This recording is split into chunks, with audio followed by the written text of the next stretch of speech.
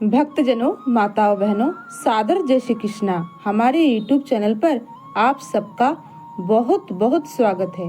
मैं श्रावणी चौबे, आप सभी भक्तजन मेरा प्रणाम स्वीकार करें। आज हम आपको बताने जा रहे हैं कि इस बार शारदीय नवरात्रि की दुर्गा अष्टमी, महाअष्टमी, महानवमी तथा दशहरा का पर्व कब रहेगा। इस बार कुछ पंचांग में, कैलेंडर में अष्टमी तिथि, नवमी तिथि की अलग अलग दिन बताई गई है। अतः इस कारण से सभी जन समुदाय के भीतर भ्रांति की परिस्थिति बनी हुई है। अतः हम आपको बताएंगे इस बार कुल देवी का पूजन कब करना है तथा अष्टमी का पर्व कब रहेगा, कन्या पूजन कब करना है, कन्या भोजन कब करवाना है तथा महानवमी का पूजन अर्चन आपको कब करना है और विजयादशमी तथा दशहरा का महापर्व आपको कब मनाना चाहिए। तो यह संपूर्ण जानकारी इस वीडियो के माध्यम से आपको प्राप्त होगी। अतः भक्तजनों, माताओं, बहनों, आप सभी से निवेदन है इस वीडियो को अंत तक देखिएगा और देखने के बाद अधिक से अधिक लोगों को शेयर भी कीजिएगा, जिससे सभी भक्तजनों, माता बहनों को यह ज्ञानवर्धक जानकारी प्राप्त हो सके। तो सबसे पहले आपको और आपके पूरे परिवार को शारदीय नवरात्रि की बहुत बहुत शुभकामनाएं और बधाइयाँ। माता रानी का भरपूर आशीर्वाद आप पर बना रहे। आप सभी सुखी रहे, स्वस्थ रहे, मस्त रहे तथा जीवन में प्रगति तथा उन्नति को प्राप्त करते रहे। 3 अक्टूबर 2024 गुरुवार के दिन से शारदीय नवरात्रि का आरंभ हो चुका है और नवरात्रि लगातार 9 दिनों तक रहती है।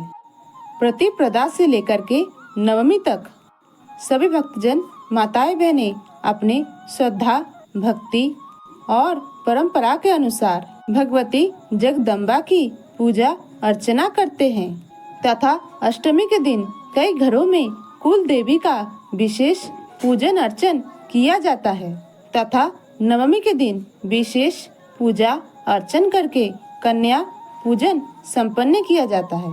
वैसे तो कन्या भोजन की और पूजन की जो व्यवस्था है वो आप नवरात्रि में कभी भी किसी दिन भी करवा सकते हैं।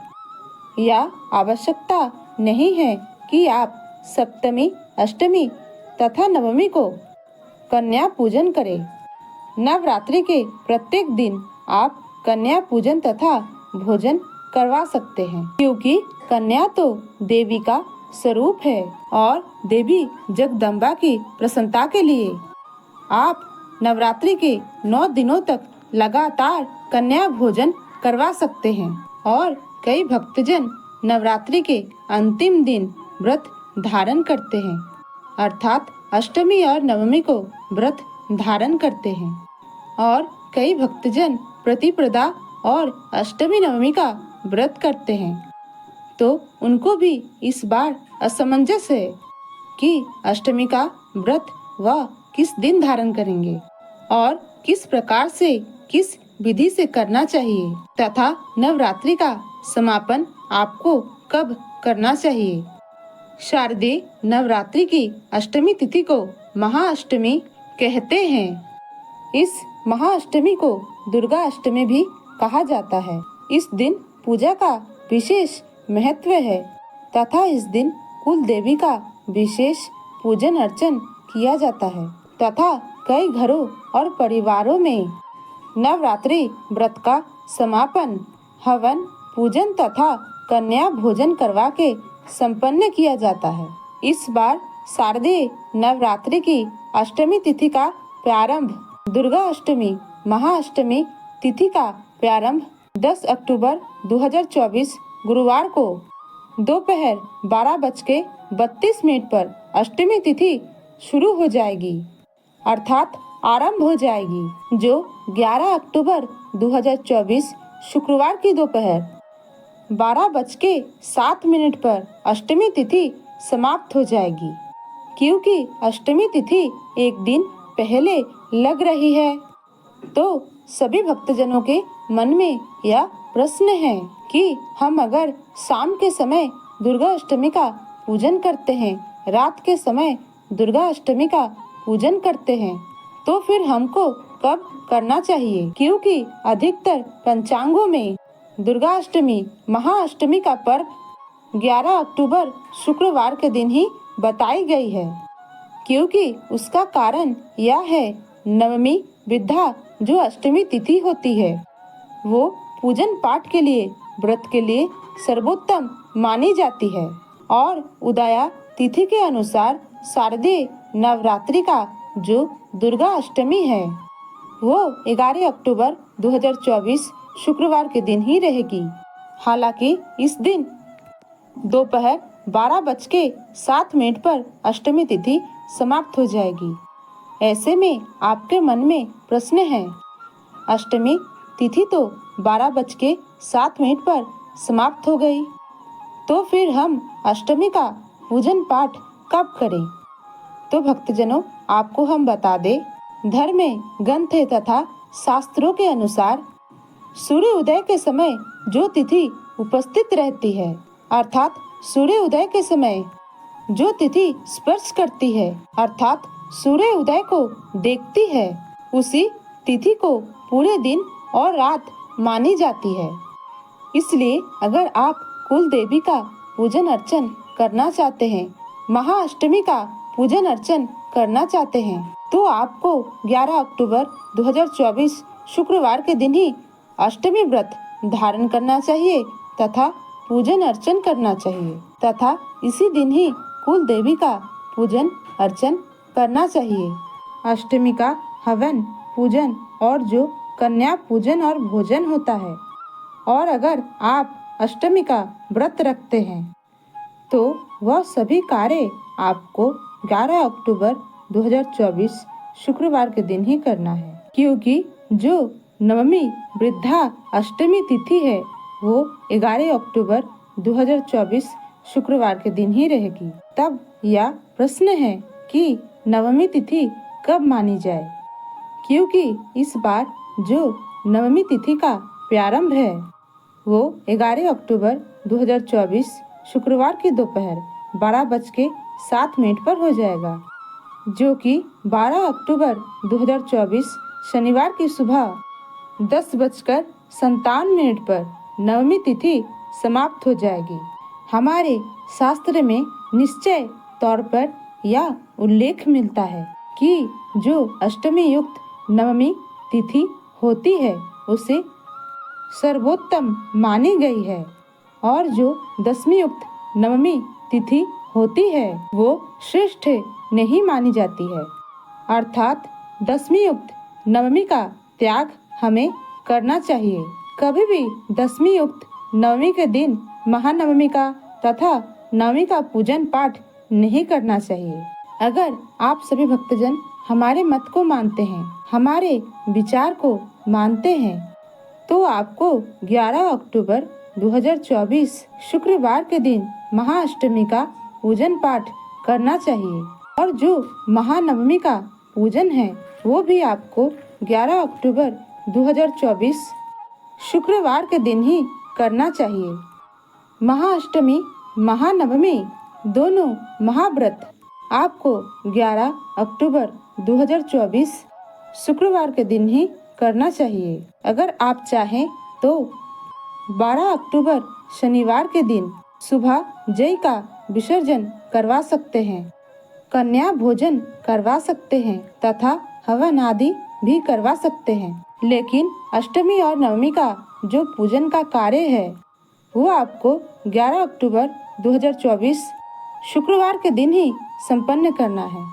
कई परिवारों में अष्टमी का पूजन रात्रि के समय होता है, तो उन्हें भी 11 अक्टूबर 2024 शुक्रवार के दिन ही अष्टमी का पूजन रात्रि में करना चाहिए। किसी भी परिस्थिति में आपको अष्टमी का पूजन 10 अक्टूबर 2024 गुरुवार के दिन नहीं करना चाहिए, क्योंकि सप्तमी वृद्धा जो अष्टमी का तिथि होता है वो दोषपूर्ण होता है। इसलिए कभी भी सप्तमी युक्त अष्टमी का पूजन पाठ नहीं करना चाहिए, व्रत नहीं करना चाहिए।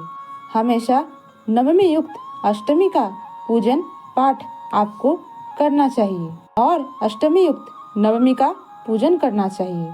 नवमी तिथि में जब दसवीं तिथि का स्पर्श होता है तो उसे दोष युक्त माना जाता है और अगर इस तिथि में आप कुल देवी का पूजन कर लेते हैं, अर्चन कर लेते हैं तो वह दोषपूर्ण मानी जाती है।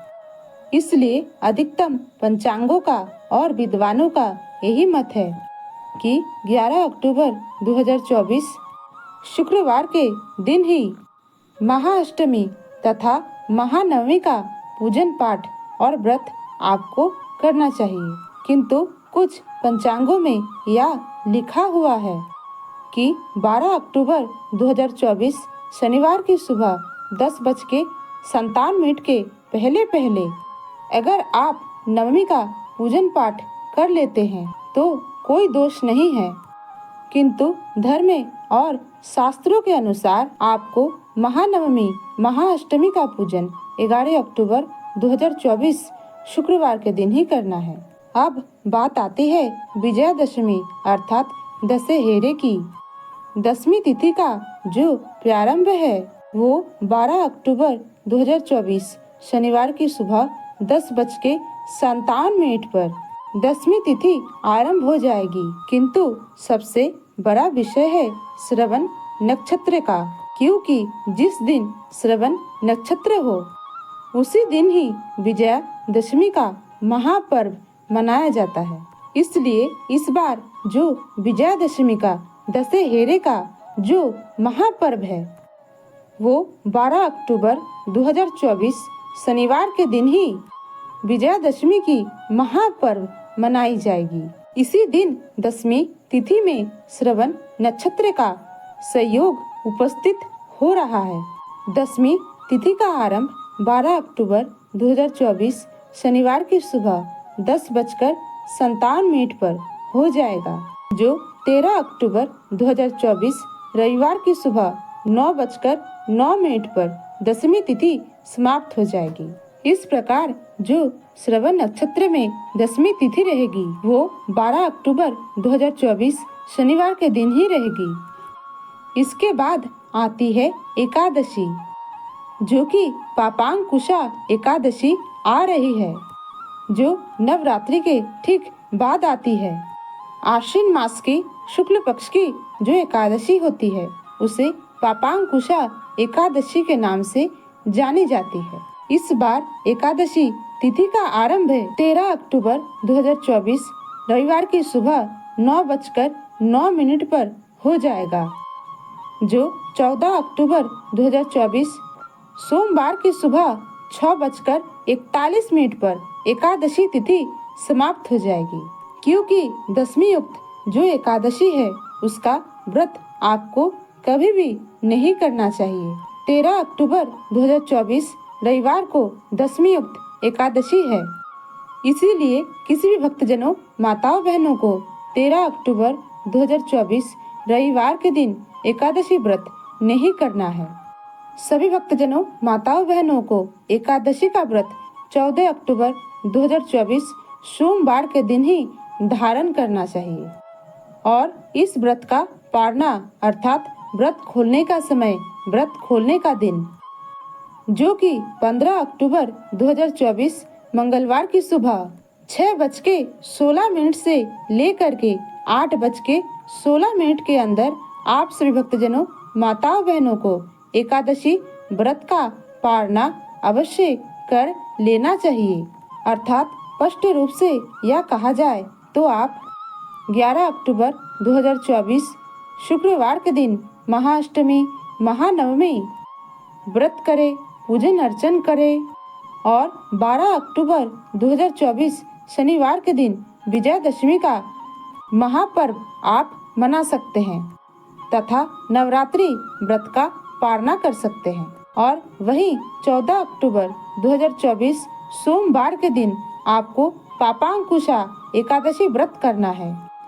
इस बार महाअष्टमी का जो पूजन रहेगा वो 11 अक्टूबर शुक्रवार के दिन रहेगा तथा इस दिन अभिजीत मुहूर्त रहेगा दोपहर 12 बजे से लेकर के 12:46 तक और विजय मुहूर्त दोपहर 2:19 से लेकर के 3:05 तक रहेगा। महाअष्टमी के दिन महा स्नान के बाद माता दुर्गा की पूजा षोडश उपचार विधि से किया जाता है और उसके बाद हवन होता है। महाअष्टमी के दिन मिट्टी के 9 कलश रखे जाते हैं और देवी दुर्गा के 9 स्वरूपों की ध्यान करके उनका पूजन अर्चन किया जाता है तथा उनका आवाहन किया जाता है तथा अपने परंपरा के अनुसार सभी भक्तजन विशेष पूजा अर्चना संपन्न करते हैं तथा उसके बाद 9 कन्याओं का पूजन पाठ किया जाता है तथा उनका श्रृंगार करके उनको भोजन कराया जाता है। दुर्गा अष्टमी का पर्व महान सुखों को देने वाली, समृद्धि को देने वाली और महान पुण्य फलदायी है तथा इस दिन माता महागौरी की पूजा अर्चना करने से सारे कष्ट और दुख मिट जाते हैं तथा शत्रुओं पर विजय प्राप्त होती है। माता के पूजा करने वाले सभी भक्तजनों को माता अपार धन वैभव तथा रोगों से मुक्ति मिलती है। देव दानव अक्षय गंधर्व किन्नर आदि मनुष्यगण अष्टमी और नवमी तिथि में ही माता की पूजा अर्चना करते हैं। हमारे धर्म ग्रंथों तथा पुराणों में कहा गया है कि इसी तिथि में ही माता ने चंडमुंड नामक असुरों का संहार किया था।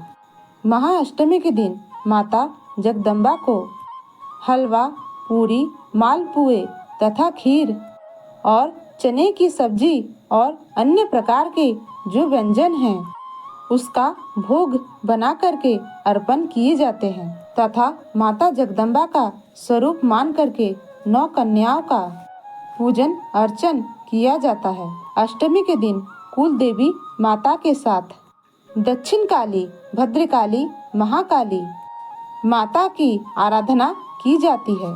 अष्टमी के दिन माता को नारियल का भोग लगाया जाता है। इस दिन आपको नारियल नहीं खाना चाहिए। अगर आपको नारियल खाना है तो प्रसाद के स्वरूप में अगले दिन खाना चाहिए, क्योंकि इस दिन नारियल खाने से बुद्धि कमजोर होती है। माता महागौरी अन्नपूर्णा का स्वरूप है। इस दिन माता अन्नपूर्णा की विशेष पूजा अर्चना की जाती है। इसलिए अष्टमी के दिन, नवमी के दिन कन्या भोजन पूजन तथा ब्राह्मणों को भोजन करवाया जाता है। इस भोजन में खीर, पूरी, हलवा, मालपुआ, पूरन पुली, केले, नारियल, सभी प्रकार के मिठाइयाँ, घेवर, घी, शहद तथा तिल और गुड़ की मिठाई बना करके माता को अर्पण की जाती है। नवरात्रि व्रत के पारण में आपको आवश्यक तौर पर कन्या पूजन भोजन, ब्राह्मण भोजन करवाना चाहिए और ब्राह्मणों को सीधा दान, वस्त्र दान, गौदान करना चाहिए। और अगर आप ब्राह्मणों को वस्तुओं का दान नहीं कर पाते हैं तो इसके निमित्त आप नगद धन राशि का दान भी कर सकते हैं। इससे भी आपको ब्राह्मणों को दान देने का पुण्य फल प्राप्त हो जाएगा, क्योंकि हमारे सनातन धर्म में यह माना जाता है कोई भी व्रत करने के बाद पारना के समय ब्राह्मण भोजन करवाना अति आवश्यक है। जो यह नहीं करता उसको व्रत का पूरा फल भी प्राप्त नहीं होता। आप अगर अपने घर पर कन्या भोजन, ब्राह्मण भोजन नहीं करवा सकते तो किसी मंदिर में, देवालय में, आश्रम में आप कन्या भोजन तथा ब्राह्मण भोजन करवा सकते हैं। इसमें 9 कन्याओं को भोजन कराने का नियम है, किंतु अगर आपको 9 कन्याएं प्राप्त नहीं हुआ है तो आपको जितनी भी कन्याएं प्राप्त हुई है उन्हें आप दोबारा खिला दे। इससे 9 कन्याओं के पूजन का और भोजन का पुण्य फल आपको प्राप्त हो जाएगा। दोबारा का मतलब होता है दोहरा देना। एक ही कन्या को 2 बार भोजन करवाना तथा एक ही कन्या को 2 कन्या के समान भेंट देना। इससे 9 कन्याओं का भोजन का और दान का पुण्य फल आपको प्राप्त हो जाएगा। आपको माता जगदम्बा के पूजा में अष्टमी के दिन तुलसी पत्र का प्रयोग नहीं करना चाहिए तथा इस व्रत का पालना आपको माता के प्रसाद से ही करना चाहिए। भक्तजनों, माताओं बहनों, आशा करते हैं इस वीडियो के माध्यम से हमने आपको नवरात्रि की सभी नियम तथा तिथियों का आरंभ से समाप्ति तक और कौन सी गलती आपको नहीं करनी है, आपको व्रत कब करना है, यह सभी जानकारी प्राप्त कराई है। भक्तजनों, माताओं बहनों, यह वीडियो आपको अच्छी लगी हो तो एक लाइक अवश्य करें, हमारे चैनल को सब्सक्राइब भी करें। इस बहन बेटी भाभी का साथ दीजिए, आगे बढ़ने का एक मौका अवश्य दीजिए। मिलते हैं कोई नए वीडियो में, तब तक के लिए सादर जय श्री कृष्णा, सादर धन्यवाद। जय राम जी की। हर हर महादेव।